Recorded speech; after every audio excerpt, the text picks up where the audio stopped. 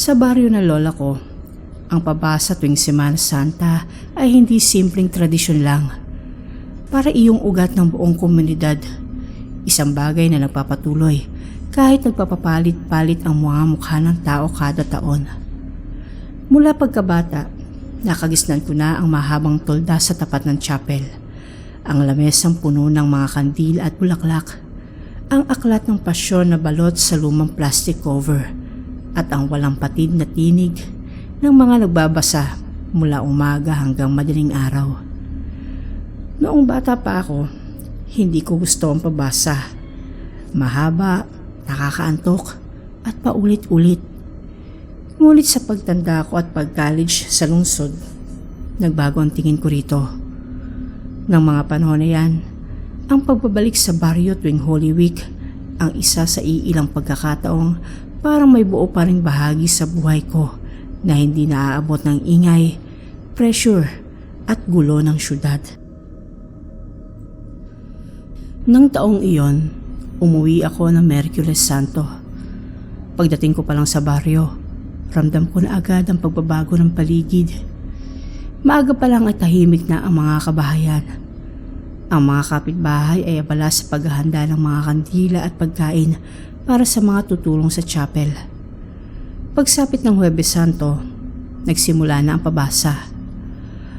Buong araw ay normal naman ang lahat. Salita ng mga matatandang may malalakas na boses, may ilang kabataang sumasabay paminsan-minsan, at may mga kapitbahay na pumapasok lang para mag-iwan ng tinapay, kape o anumang pagkain. Pagsapit ng gabi, kumonti ang tao, ngunit hindi nawala ng tinig ang chapel. Ang mga lola at tiyahin pa rin walang kapagurang nagbabasa na tila mas tumitibay pa ang boses kapag mas malalim na ang gabi. Bandang 11:00, sinabi ng lola ko na ako raw muna ang magbantay sa gilid at sumalo kung sakaling may antukin na iba.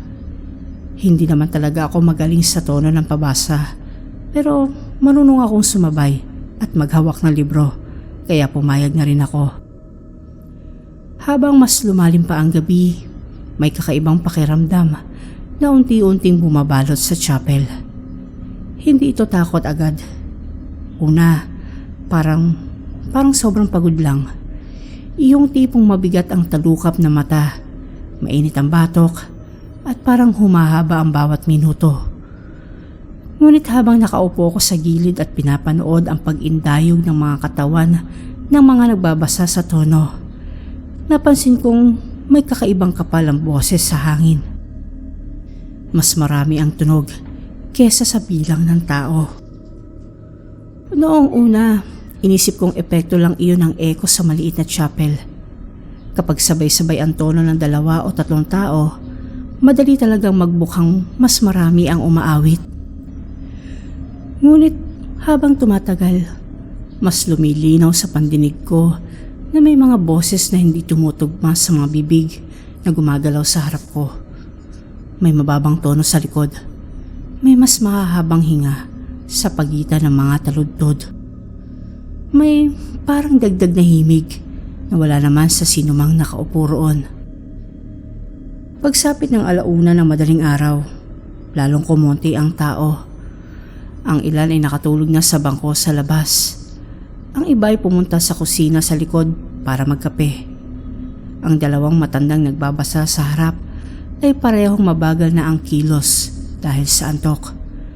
Ngunit sa kabila ng pagkoonti ng tao, lalo namang parang dumami ang tinig sa loob ng chapel. Doon ko na napansin ang lalaking nakaitim. Nakaupo siya sa pinakadulong bahagi ng chapel, sa bahaging halos hindi na naaabot ng ilaw ng kandila. Nakaitim siyang barong. Luma ang tabas at bagyang yuko ang ulo. Hindi ko matandaan kung kailan siya dumating. Wala rin akong maalalang nakitang pumasok siya mula sa pintuan. Nandoon na lang siya bigla na parang matagal na siyang nakaupo roon bago ko pa siya mapansin. Hindi siya umahawak ng aklat at hindi rin siya umaawit. Ngunit sa tuwing tataas ang tono ng pabasa ay gumagalaw ang balikat niya ng dahan-dahan na parabang siya ang pinanggagalingan ng hininga ng lahat. Hindi ko gusto ang pakiramdam nang makita siya. Hindi rin naman agad ako natakot. Mas tama sigurong sabihin parang nabutas ang tahimik na gabi ng isang bagay na hindi dapat na naroon. Ilang beses pa akong tumingin sa paligid para tiyaking may ibang nakakapansin sa kanya. Ngunit tila walang ibang tumitingin sa direksyong iyon. Patuloy lang ang mga matatanda sa pagbasa. Ang ilan ay umiidlip sa tabi at ang iba'y parang hindi na rin napapansin na may dagdag na presensya sa loob ng chapel. Bandang 2:00, ako na ang humawak ng aklat para sumalo sa pagod ng dalawang lola. Tahimik na akong humupo sa harap at sinundan ng tingin ang pahina habang ipinagpapatuloy ang tono ng pabasa. Gusto kong mag-concentrate sa salita para hindi ako lamunin ng kaba. Ngunit ilang minuto pa, napansin kong hindi ko na masundan ang mga mukha sa paligid. Naroon sila, pero parang palabo ng palabo sa isip ko kung sino ang mga kasama ko at kung sino ang umalis na. May isang tiyahin bang nakaupo sa kanan ko kanina? Naroon pa ba ang kapitbahay naming nagdala ng kape? Nasa na yung matandang babae na nasa pintuan kanina? Sa bawat tanong na iyon, walang malinaw na sagot sa isip ko. Ang natitira lang ay ang pakiramdam na unti-unting numinipis ang bilang ng mga buhay sa loob ng chapel habang lumalakas naman ang mga boses. Dumating sa puntong ako na lang yata ang gising. Ako at ang lalaking nakaitim sa dulo. Nang ibaba ko ang tingin sa aklat, saka ko napansing nag-iba na ang nakasulat. Hindi na iyon ang parehong taludtod ng pasyon.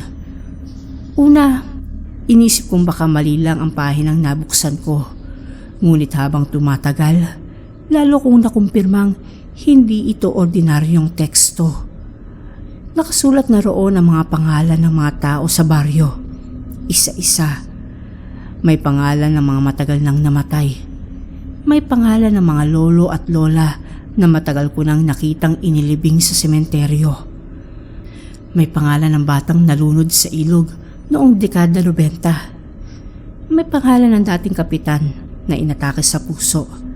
At sa bawat pangalan, kusa kong naririnig sa paligid ang mabagal at mahabang pag-awit na parabang binabasa sila ng maraming bibig na hindi ko nakikita.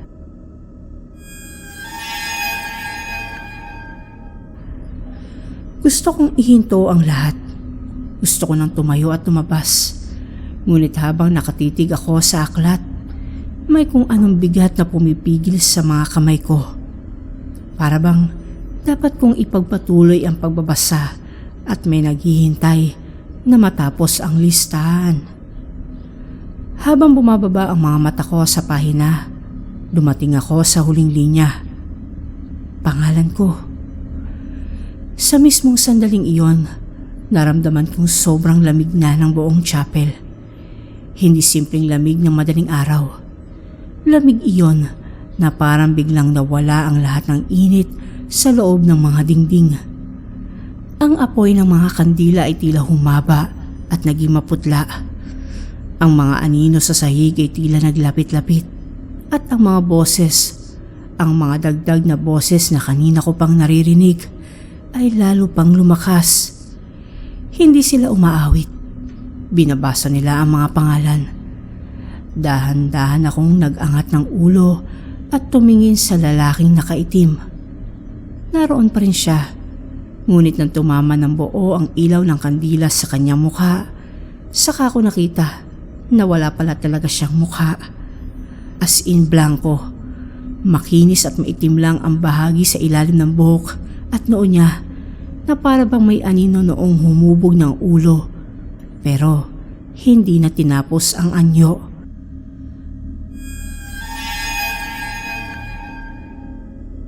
Doon na dapat ako sumigaw.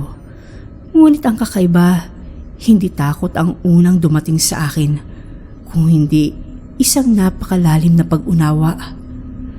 Parang may bumuhos na kaalaman sa isip ko nang hindi na kailangang ipaliwanag na ang mga gabing tulad nito, kapag pinakamalalim na ang antok ng baryo at patuloy pa rin ang pag-awit ng pasyon, ay may mga sumasabay na hindi tao.